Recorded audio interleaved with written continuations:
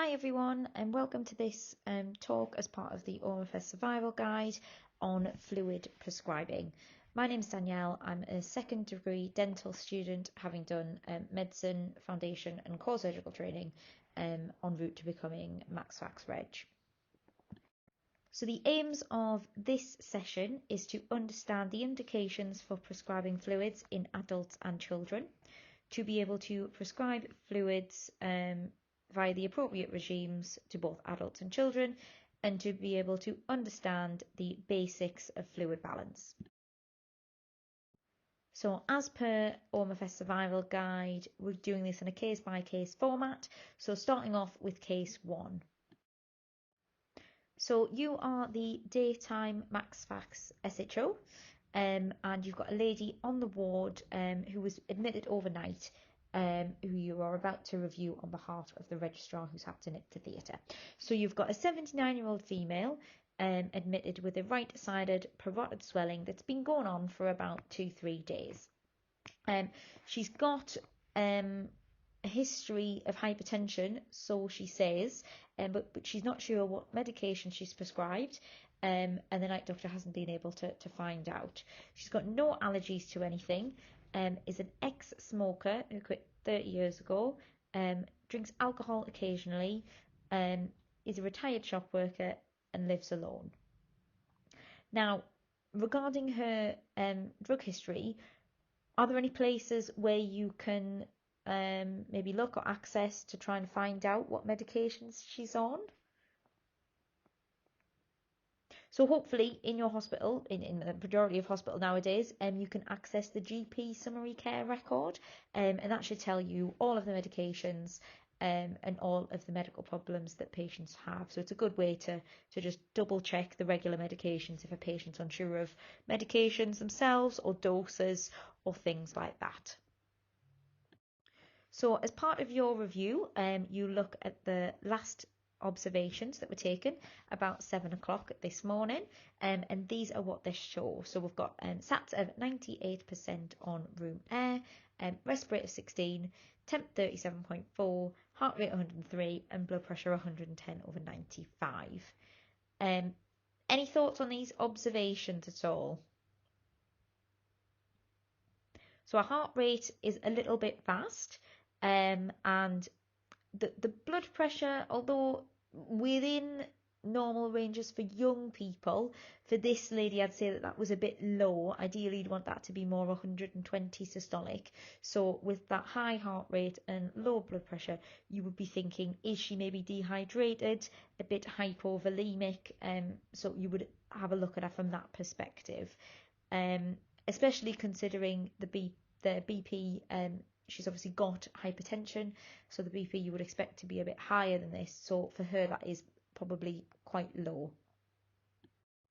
Now, for assessing for hypovolemia, there's actually a criteria that's set out by ATLS and by the surgical colleges to classify the types and the severity of the hypovolemia. So it can either be blood loss related or based on observations. Okay, so the body's initial reaction to blood loss or dehydration is to increase your heart rate to pump the blood around the body faster to maintain the organ perfusion.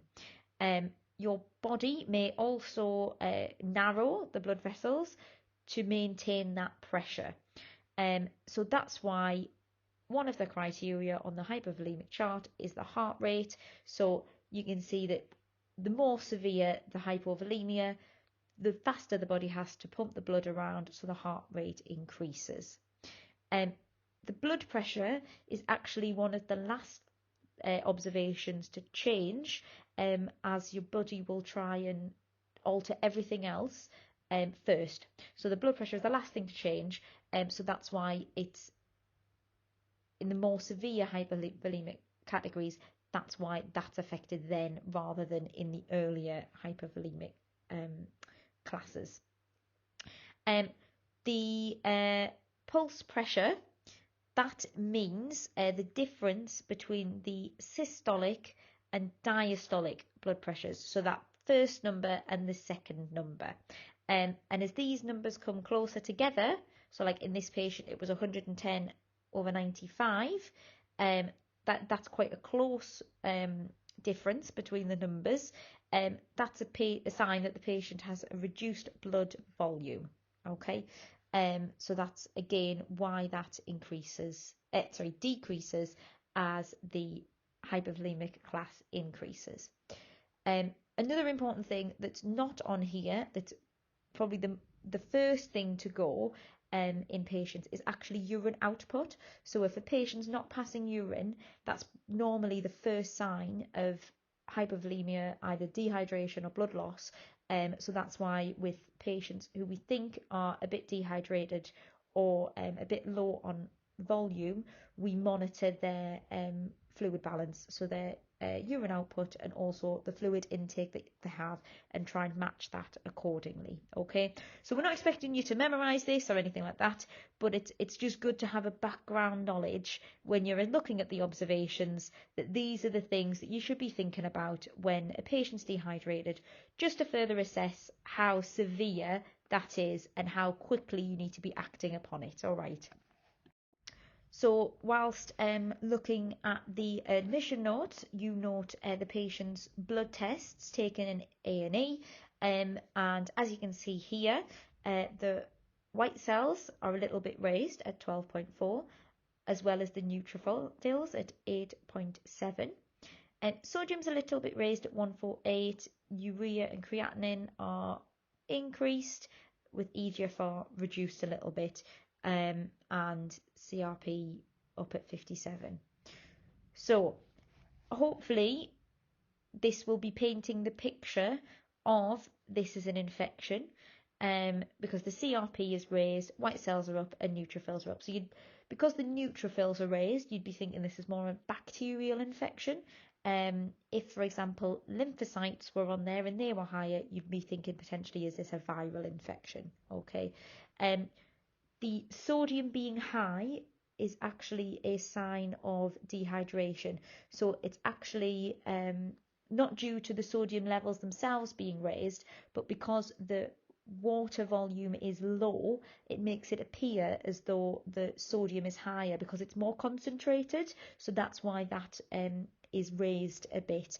And as I mentioned before in the previous slide about hypovolemia, urine output is the most important thing to monitor, and you can see why in this case. So looking at the kidney function, the urea is raised, the creatinine is raised, and from her medical history, she doesn't have any previous kidney impairment. So this is a sign that, yeah, this dehydration is actually quite severe in this lady. So you move on to clinically assess this patient. So you've had a look at the notes, the blood tests, the observations, and you go to assess her at the end of the bed. So the clinical signs of dehydration and what you need to be looking for are tachycardia, so that high heart rate. If the patient's describing being very thirsty and trying to drink quite a lot because they're feeling quite dehydrated. Intraorally, they'd have dry mucous membranes. And when looking at the skin, they'd have reduced skin turgor. So that basically means if, for example, on the hand, you pinch a bit of the skin together, and on you and I, with normal hydration status, that skin would just flop back down and go back to what it normally looks like. However, in patients who are dehydrated, when you pinch the skin together, that actually stays raised a little bit, and that means that the tissues are quite dehydrated and they're not settling back down into their normal position.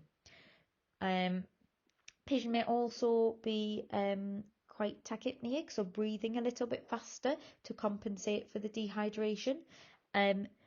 And in the later stages of dehydration, so that's getting to those hypervolemia classes like 3 and 4, where they've lost a lot of blood volume, they'll be quite irritable and confused, with weak pulses and cold peripheries. But as I mentioned before, the urine output is the the clearest sign that something is going wrong with the hydration status, because it's the first thing to kind of be affected. Okay, so always ask about the urine output and get the nurses to monitor it to assess whether that dehydration is getting better or getting worse.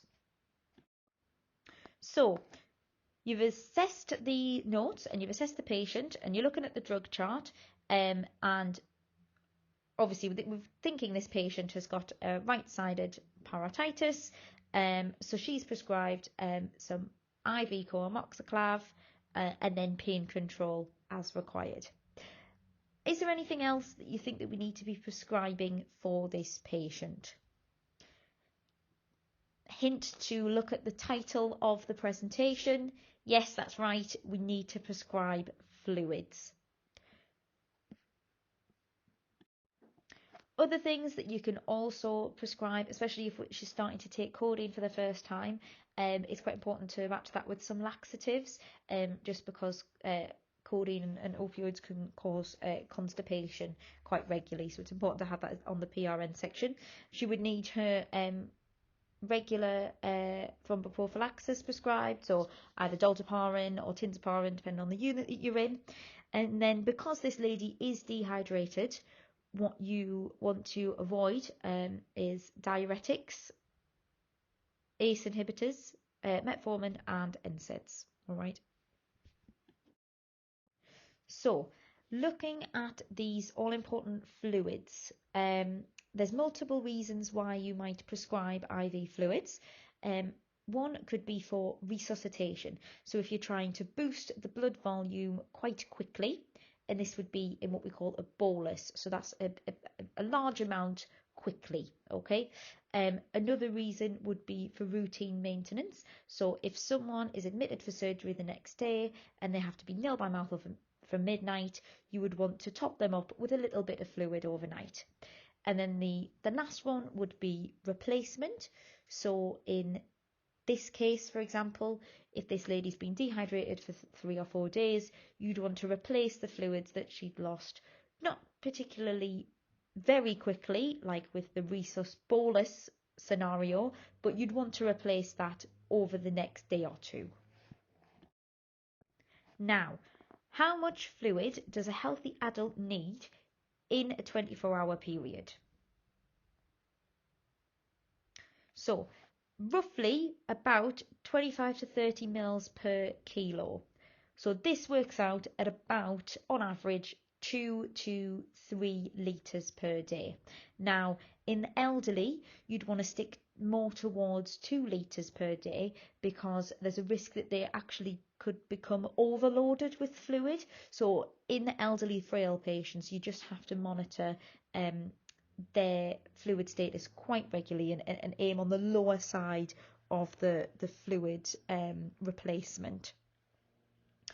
So in our patient, she's hypertensive, the bloods have shown that she's dehydrated, so we should actually in that case give her a fluid bolus, so a quick shot of fluids just to top her up quickly and then start that replacement. Okay, so as I've said, we need to be a bit careful in the elderly population, so we normally err on the side of caution and give 250 mils stat.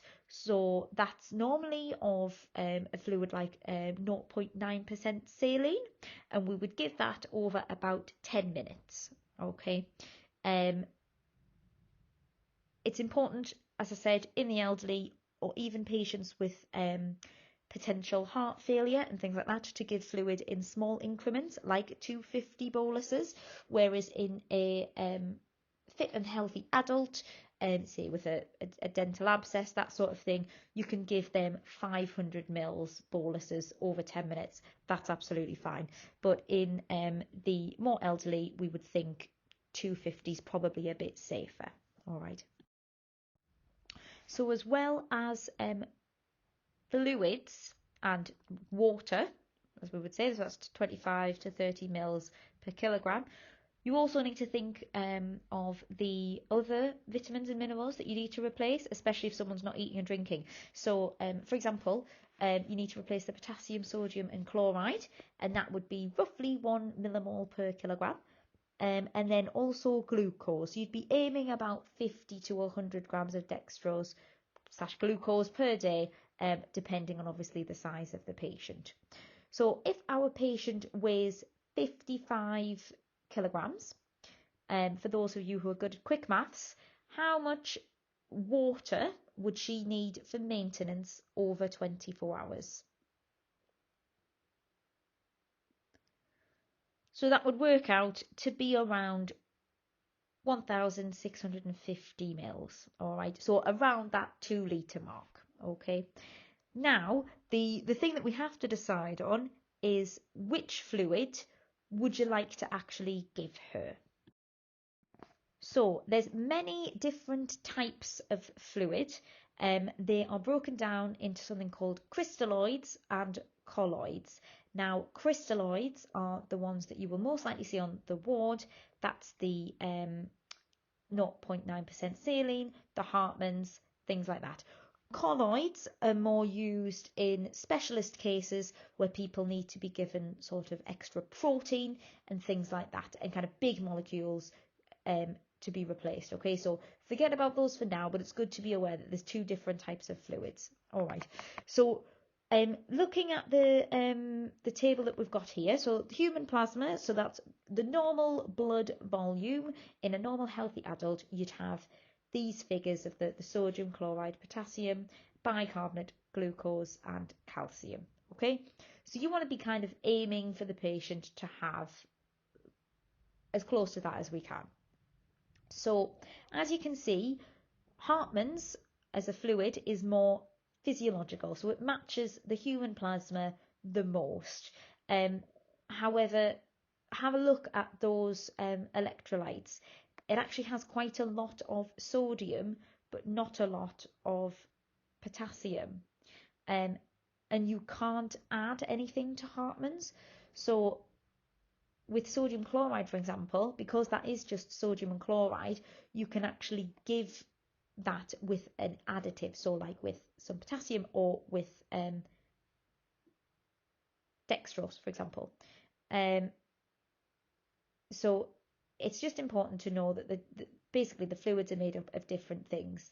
You can also give a mix of things. So for example, if you were only to give sodium chloride, you may actually increase the sodium too much and cause something called hyponatremia, which is high sodium. So that's again very important to monitor the blood tests to ensure that the electrolytes that you're replacing are actually being matched correctly. So what you don't want is to be giving loads of sodium chloride and then the sodium to go up, or giving Hartmann's and the potassium to go up, etc., etc. So the best way to give fluids is to alternate the bags. So give Hartmann's and then a sodium chloride with potassium, or a sodium chloride with the dextrose. Okay. And we've kind of already touched on this a little bit, but going back to our patient, we've prescribed the fluids. Is there anything else that you want to be monitoring over the next kind of day or so to ensure that she's getting better? So as I mentioned before, urine output is very important. So we want a fluid balance chart and to monitor the urine output. Now it might be wise to put a catheter in to monitor the urine output more precisely. But this is very much down to each individual patient. And then you would also potentially keep an eye on the ECG, especially if that potassium's going up, because that can affect the heart rhythm and the heart rate. And it's also important to keep regular blood tests to ensure that the electrolytes are being replaced and that the overall infection is getting better. So 3 days later, Joan is on day 3 of admission. So you've been called to the ward to see her as she's become short of breath. Now you ask the nurses on the way to take a set of observations, and these are ready when you get to the ward, and they show sats of 92% on room air, respiratory rate of 24, heart rate of 98, blood pressure 146/87, and temperature 37.1. And we've got the history in that left corner just to remind yourselves of what Joan presented with. Okay, so How do you approach this when you get to the ward and get to Joan? So you'd want to assess her in the classic A to E way. So you have a look at the airway, ensure she's talking in full sentences, assess the breathing, so you try and listen to her chest, and you know that the saturation's there at 92%. So you'd want to be getting her on some oxygen really, to maintain her sats kind of 94 to 98% because she doesn't have any previous respiratory problems. You then move on to C and have a look at the heart rate, listen to the heart sounds, feel the pulse, and potentially get an ECG at this stage as well. Moving on to D, so you check the temperature, assess her conscious state, so get a GCS on her, and then have a look at everything else. So assess the parotid swelling, see how that is, and basically at this point you want to be calling your second on call just to get a bit of advice if she is deteriorating, all right, because you've done the first stages of putting oxygen on and assessing the rest of her A to E, but you kind of want to be getting a bit of input to see what else you need to be doing. Obviously, you want to be continuing to monitor the observations and ensuring those saturations come up with the oxygen. But given those observations and her history, what sorts of things come to mind if you're thinking of what potentially could be causing this shortness of breath? So you've called your second on call and they've come to examine the patient, and on listening to the chest they said there's bi-basal creps on auscultation of the lungs. So do you know what that is and what do you think is going on? So you hear bi-basal creps, that points to pulmonary edema. So remember when I was talking about the elderly patients going into fluid overload? This would be a classic sign of that. So basically she's been on too much fluid and that has caused fluid to build up in her lungs, causing pulmonary edema, and that's what would cause the oxygen saturations to go down, breathing rate to increase, and her to have these sounds on her chest. Okay, so the main way to manage this is to stop the fluid replacement for the time being, get an up-to-date chest x-ray, ECG and bloods, have a chat to your registrar who may know what to do. We actually prescribe a diuretic in these instances, usually something called furosemide, but we wouldn't be expecting you to do that at your stage. If your registrar doesn't know what to do, it might be worth calling the med reg and to get a kind of plan for this patient, but which will probably include 40 milligrams of furosemide stat, and then you recheck that the lung sounds quite regularly to ensure that the chest is going back to normal, and obviously keeping a close eye on observations to ensure that the respirate is coming down and the oxygen levels are coming back up. So the furosemide has been given on advice of the med reg, and these bloods are taken 2 days later when the patient's returned a bit back to their normal selves. Okay, so she's improved after a few doses of furosemide, the swelling's improved, and we switched to antibiotics to oral, and these are her repeat bloods. As you can see, the creatinine is still up and the eGFR is still low, although not as low as what she was when she came in. This may be a sign that there's actually something more underlying going on with the kidneys. So when prepping for discharge, you need to highlight this to the GP to kind of follow up on the kidney function to see if there's kind of underlying chronic kidney disease going on. So it's something that will be repeated in community and then monitored as she goes home. So moving on to case number 2.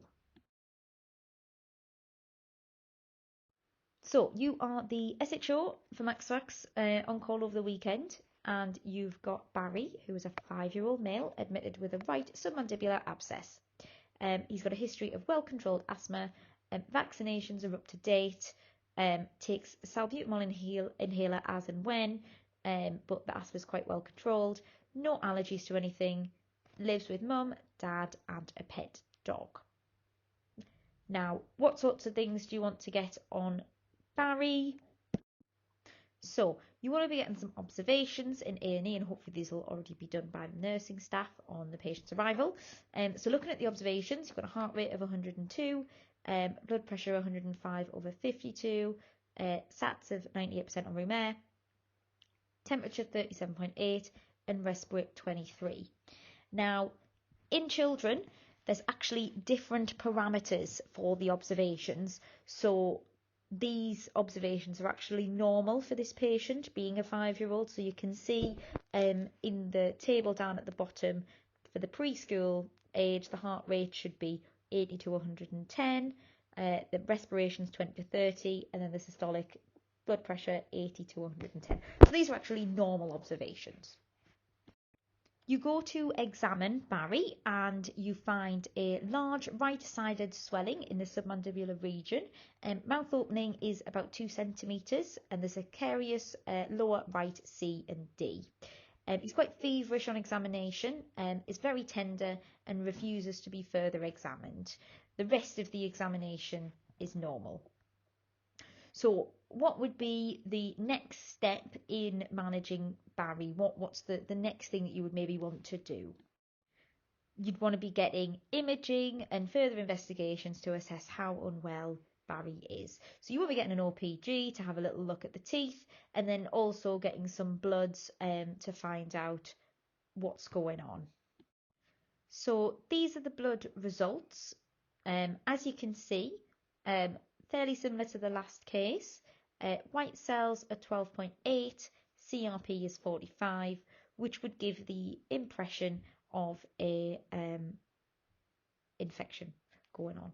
And because the neutrophils are raised, that would indicate a bacterial source rather than viral. So we think Barry needs to be admitted. He'll be going to theatre tomorrow for drainage of the abscess. What medications are we going to prescribe for him?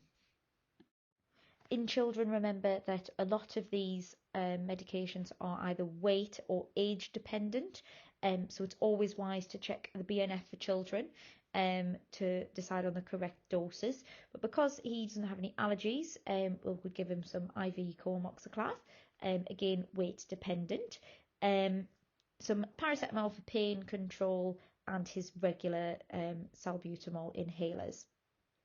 Now, why should we not prescribe ibuprofen? So because Barry has asthma, you have to be quite cautious when prescribing any NSAIDs, including ibuprofen, unless they've taken it before and there's not been any issues, because it can actually have an impact on their asthma. And just on the note of painkillers, if you are prescribing codeine, not necessarily in children or in adults, just remember to always prescribe a laxative as well, because constipation is quite common with that. All right. Now, again, going back to the title of this talk, Barry's going to be nil by mouth from midnight, so what else do we need to prescribe him? Ready for theatre tomorrow? Yes, fluids. We need to prescribe him some fluids. Now, how much fluid do paediatric patients need in 24 hours? So this is actually very different to how we prescribe it for adults. For adults, they basically just have a standard value per weight, and it's the same method for paediatric patients, that it is based on weight, but it's just calculated a bit differently. Okay, so for maintenance fluid requirements, so for a child nil by mouth in theatre, that sort of thing, you actually do 100 mils per kilogram for the first 10 kilograms of the child's weight, and then 50 mils per kilogram for the next 10 kilograms of the child's weight. And then for any kilogram over that 20 kilograms, the first 20 kilograms, it's 20 mils per kilogram. So just to break that down, because I realise that's a bit complicated to understand, so if a child weighs 20 kilograms, they would need 100 mils per kilogram for the first 10 kilograms. So that's 100 times by 10, okay? So for that first 10 kilograms of their weight, they would need 1,000 mils. Now, because they're 20 kilograms, they have another 10 kilograms of weight in them. So they would then need 50 mils per kilogram for that 10 kilograms. So that would be 50 times 10, which is 500. Add that to the 1,000 from the first 100 mil per kilogram for the first 10 kilograms that we had.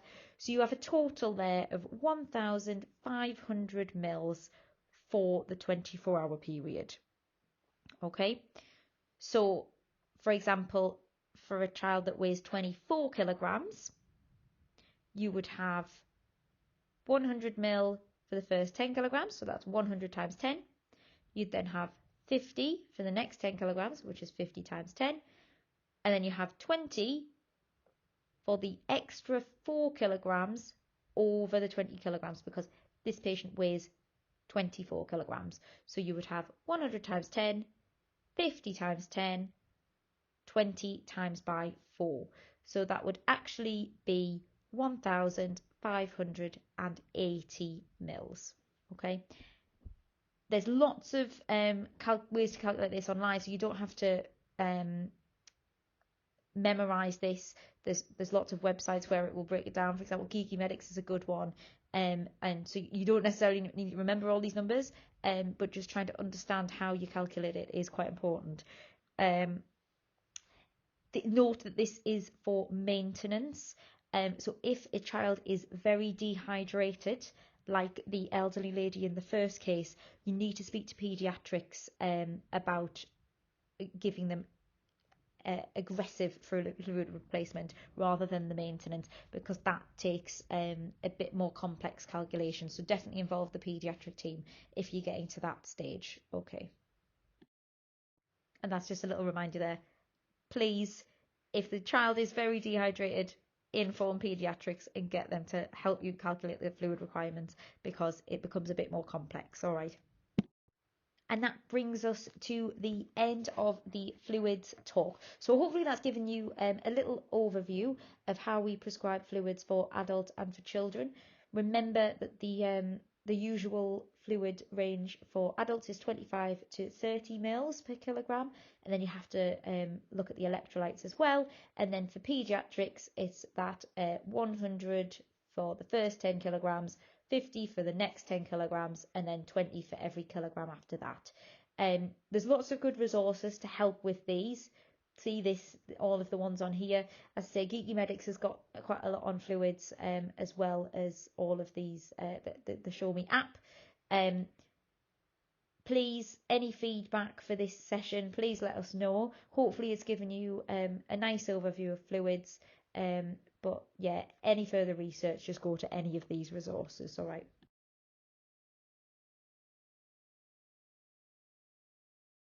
So this brings us to the end of the talk. Thank you so much for joining us. If you have any questions or any feedback, please let us know. You can email us at our email address, or find out more information on the website or our Instagram page, OMFS Survival Guide. Hope to catch you at the next one. All right. Thank you, guys.